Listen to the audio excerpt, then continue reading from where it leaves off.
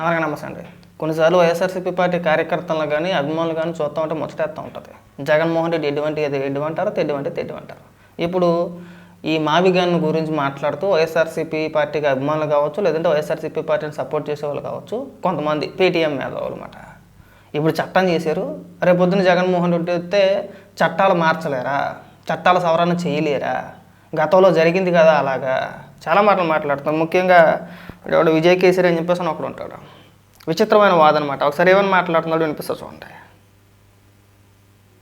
అవకాశం లేదు, దాన్ని తిరగరాసే అవకాశం లేదు, తీసి లోపల పెడతారు, మెంటల్ హాస్పిటల్ పంపిస్తారు. సీఎం గారు ఎందుకు సార్ మీరు బ్యాలెన్స్ కోల్పోతున్నారు, మీ ఫ్రస్ట్రేషన్ ఈ లెవెల్లో ఎందుకు బయటికి చూపిస్తున్నారు? మాకు అర్థమైంది మీరు టెక్నికల్లీ సబ్జెక్ట్ లేకుండా మీరు ఇంత క్యాంపెయిన్ ఇంత పెద్ద ప్రాపగండా చేసి అది అటర్ ఫ్లాప్ అయిందని తెలిసింది. దీనికి ఇంత బ్యాలెన్స్ కోల్పోవాలా సార్? అయినా మీరు మాట్లాడే సబ్జెక్ట్ కి వాళ్ళ పుట్టు పూర్వోత్తరాలకి సంబంధం ఏంటి సార్? ఫ్రస్ట్రేషన్ పీక్స్ కి వెళ్ళిపోతే ఇలాంటి ట్రాక్ లోకి వెళ్ళిపోతారు సార్. మాకు కామన్ పీపుల్ కి పుట్టు పూర్వోత్తరాలు కాదు సార్, సబ్జెక్ట్ కావాలి, పర్ఫార్మెన్స్ కావాలి, డేటా కావాలి. మీ దగ్గర ఉంటే మాట్లాడండి, అవన్నీ లేకపోతే పుట్టు పూర్వోత్తరాల గురించి మాట్లాడడం ఏంటి సార్? మీరే మాట్లాడాలి దాని గురించి.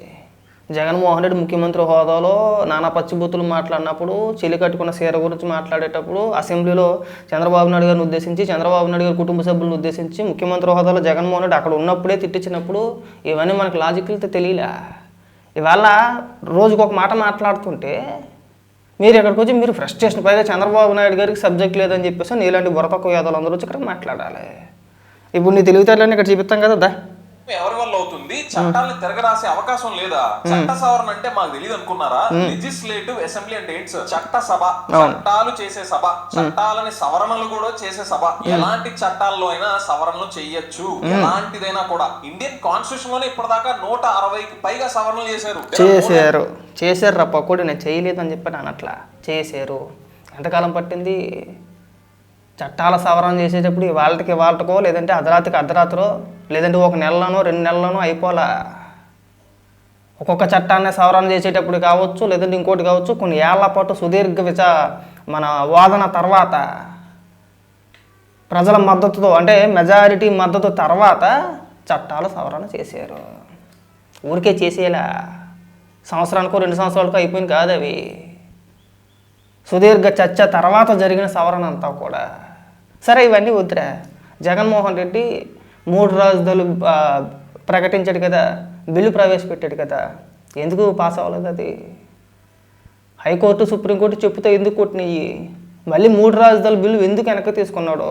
అదే అసెంబ్లీ సిఆర్డీఏని రద్దు చేస్తానన్నాడు, ఇంకోటి ఏదో పేరెట్టాడు దానికి. ఎందుకు చేయలేకపోయారు? గతంలో అదే అసెంబ్లీలో అదే సిఆర్డీఏ చట్టం చేసింది గత ప్రభుత్వం, చంద్రబాబు నాయుడు గారు ముఖ్యమంత్రిగా ఉన్నప్పుడు. జగన్మోహన్ రెడ్డి వచ్చి అమరావతి రాజధాని కాదు 3 రాజధానులకు వెళ్ళిపోతానని చెప్పేసి అని సిఆర్డీఏకి ఏదో కొత్త పేరు పెట్టాడు. ఆ తర్వాత 3 రాజధానులు అని చెప్పేసి ప్రకటించేశాడు. ఎందుకు పాస్ అవ్వలేదు?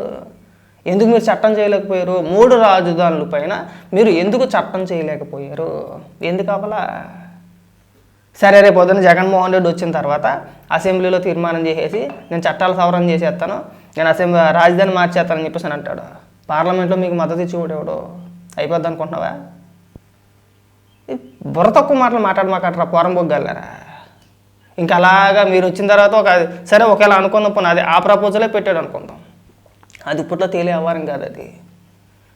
ఒకవేళ మీరు జగన్మోహన్ రెడ్డి ముఖ్యమంత్రి అయిన తర్వాత మళ్ళీ మేము అసెంబ్లీలో తీర్మానం చేస్తాం, మళ్ళీ మేము పార్లమెంట్కి పంపిస్తాం, రాజ్యసభకు పంపిస్తాం, మళ్ళీ గెజిట్ నోటిఫికేషన్ తీసుకొస్తాం, 3 రాజధానులను మామిగానో అని చెప్పేసి ఒకవేళ మీరు అనుకుంటే కనుక అది ఎమ్మట అయిపోద్దండి. అయిపోద్దా? ఇప్పుడు కూటమి ప్రభుత్వం ఉంది కాబట్టి, ఇక్కడ పైన కూడా మద్దతు ఉంది కాబట్టి సింపుల్గా అయిపోయింది. రేపొద్దున మీ పరిస్థితి అంత ఈజీగా ఉంటుందా? లాజిక్ లేని మాటలు మాట్లాడదు. ఒకసారి ప్రభుత్వం చట్టం చేసిన తర్వాత అంత సింపుల్ కాదు, ఎట్టా పడితే అట్ట మారతానికి.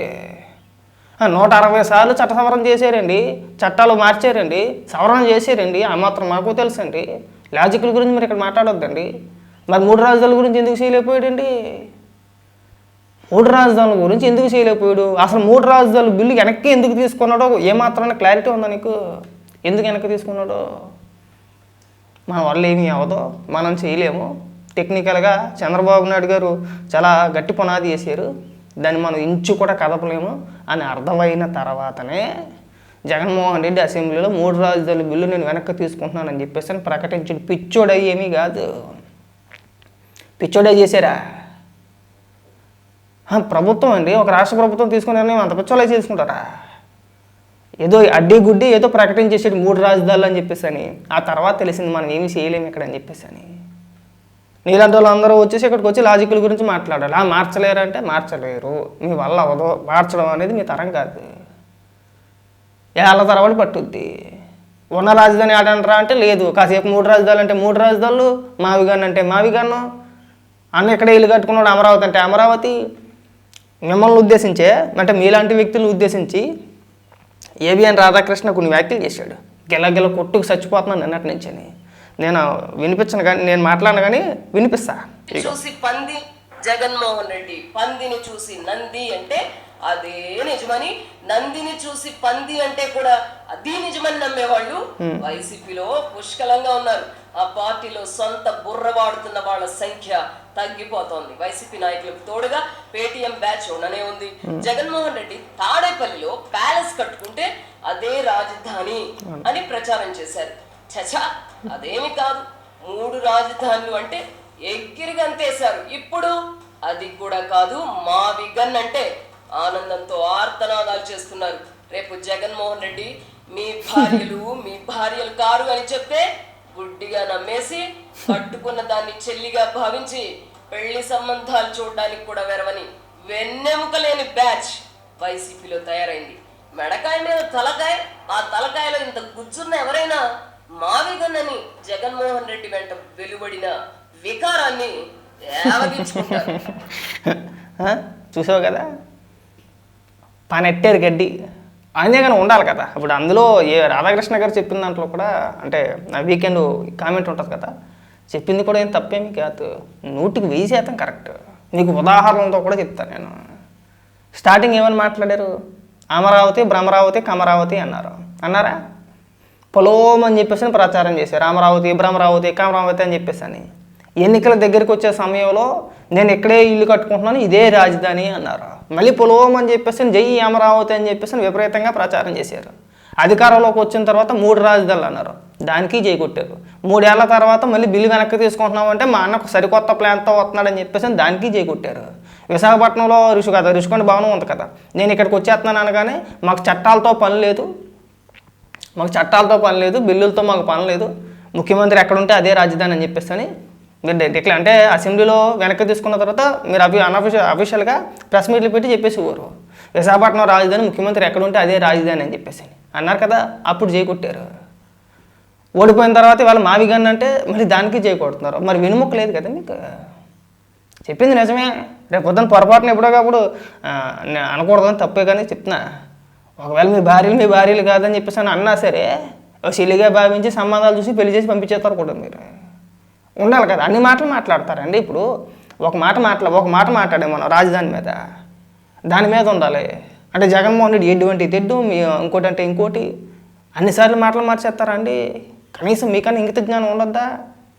నాయకులకైనా ఉండాలి కదా. సరే, కార్యకర్తలు అంటే జగన్మోహన్ రెడ్డిని కలిసి మాట్లాడేంత సినిమా ఉండదు. నాయకులకి ఏమైందండి? రాజకీయ నాయకులకి ఏమైంది? మాజీ మంత్రులు ఉన్నారు, మాజీ ఎమ్మెల్యేలు ఉన్నారు, అత్యంత పేరు మోసిన నాయకులు ఉన్నారు, స్టేట్ లెవెల్లో పేరు మోసిన నాయకులు ఉన్నారు కదా. కనీసం కలిసినప్పుడు అన్న మనం రాజధాని అంశం పైన అన్ని మాటలు మాట్లాడకూడదు, ఏదో ఒక మాట మీద ఉండాలి. ప్రజలు మన మొక్కను ఉమ్మేస్తున్నారన్న, అయితే అమరావతిను లేదంటే 3 రాజధానులు అనే మాట మీద నిలబడి ఉండు, అదన్నా బాగుంటుంది. అటు ఇటు కాకుండా ఇది ఎక్కడ వాదన అన్న, పూటకొక మాట మాట్లాడితే మనం సమర్థించలేకపోతున్నాం, ట్రోల్ చేస్తున్నారని చెప్పేసి అని కనీసం మీరన్నా చెప్పొద్దా? అదేముండదు. ఇంకా ఎటువంటి తెడ్డు. ఇప్పుడు ఏకంగా చట్టాల సవరణ దాకా వెళ్ళిపోయారు. మనం అక్కడ దాకా వెళ్ళాల్సి లేదు. చట్టాల సవరణ గురించి మాట్లాడేంత బతుకులు కాదు మనకి. ఇక్కడ రాష్ట్రంలో జరిగే దాని గురించి మాట్లాడంటారంటే ఒక పొరం ఒక్కటి మాట్లాడలేడు. ఎటువంటి తెడ్డు చట్ట సవరణ దాకా వెళ్ళిపోయారు. ఇవాళ అంటే 1 రోజులోనో 2 రోజుల్లోనో చట్టాల సవరణ చేయలే, ఏళ్ల తరబడి పట్టింది. ఇక్కడ చట్టాలు చేయలేరంటే చేయలేరు. మీరు అలా చేయాలనుకుంటే జగన్మోహన్ రెడ్డి మీకు ఇంకా చిన్న లాజిక్ చెప్తా. నీకు 3 రాజధానుల బిల్లు వెనక్కి తీసుకున్న తర్వాత వెనక్కి తీసుకునే సమయంలోని అంటే శాసన మండలిలో పాస్ అవ్వలేదు. ఆ రోజు చైర్మన్ని, అప్పుడు మండల చైర్మన్ని ఎన్ని బూతులు తిట్టారో అందరికీ తెలిసిందే. ఆ తర్వాత 6 నెలలకో ఇంచుమించు 1 సంవత్సరం 6 నెలలకు అనుకుంటా వెనక్కి తీసుకున్న తర్వాత 6 నెలలకు ఎప్పుడో వీళ్ళకి మండలంలో పూర్తి బలం వచ్చింది. వీళ్ళకి మెజారిటీ వీళ్ళే.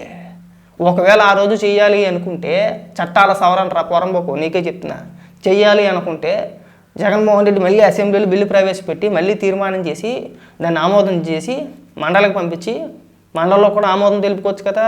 మరి ఆ రోజు చట్టం చేసే అవకాశం ఉండి కూడా ఎందుకు చేయలేదు? తెలుసు మనం ఏమీ చేయలేము, అమరావతి అంశంలో మనం చేసేది ఏమీ లేదు, దాన్ని అలా సైలెంట్గా ఉంచేసి మన ప్రయత్నాలు మనం చేసుకుంటూ వెళ్ళిపోవడం అనే ఆలోచన విధానాలతో ఆ తర్వాత సిద్ధం సభల్లో కావచ్చు, లేదంటే ఇంకొక సభల్లో కావచ్చు, నేను విశాఖపట్నం నుంచి పరిపాలిస్తాను, విశాఖపట్నం వెళ్ళిపోతాను, డిసెంబర్లో వెళ్ళిపోతాను, నవంబర్లో వెళ్ళిపోతాను, జనవరిలో వెళ్ళిపోతాను, నేను అక్కడి నుంచే పరిపాలిస్తాను, ముఖ్యమంత్రి ఎక్కడుంటే అదే రాజధాని. అంటే అప్పుడు ఏంటి, నేను విశాఖపట్నంలో ఉంటున్నాను కాబట్టి విశాఖపట్నమే రాజధాని. మీరు మాట్లాడారు వాళ్ళ చట్టాల గురించి మాట్లాడే బొగ్గలు అందరూ సాధారణంగా ముఖ్యమంత్రి ఎక్కడుంటే అదే కదండి. రోజుకు ఒక మాట, పూటకు ఒక మాట, ఎటు తిరిగినా సరే రాష్ట్రం అభివృద్ధి చెందకూడదు. ఇలా మనం రాజధాని గురించి అమరావతి అని చెప్పేసి మేము 3 రాజధానులను కాసేపు, మావిగన్నాను కాసేపు, లేదంటే రేపు పొద్దున్న ఇంకో 2 ఏళ్ల తర్వాత మళ్ళీ జగన్మోహన్ రెడ్డికి ప్లాన్ సీనో డీనో ఏదో ఉంటుంది, లేకుండా ఉంటుంది. అన్న దగ్గర చాలా ఆప్షన్లు ఉంటాయి, ఏ దగ్గర నుంచి జెడ్ వరకు బోల్డ్ ఆప్షన్లు ఉంటాయి అన్న దగ్గర.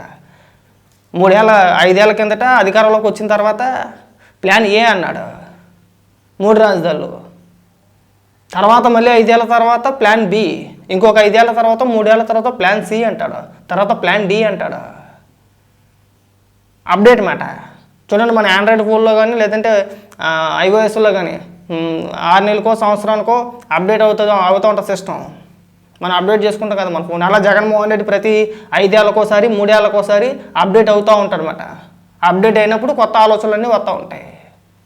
జింగ్ జింగ్ అని, జింగ్ జింగ్ చా అని చెప్పేసి అని ఆడారు మనం నిన్న మాట్లాడి కదా ఈశ్వర్ గడు. అలాగా సిగ్గు కూడా, మీలాంటి వాళ్ళ గురించి మాట్లాడడం మాకు సిగ్గేస్తుంది.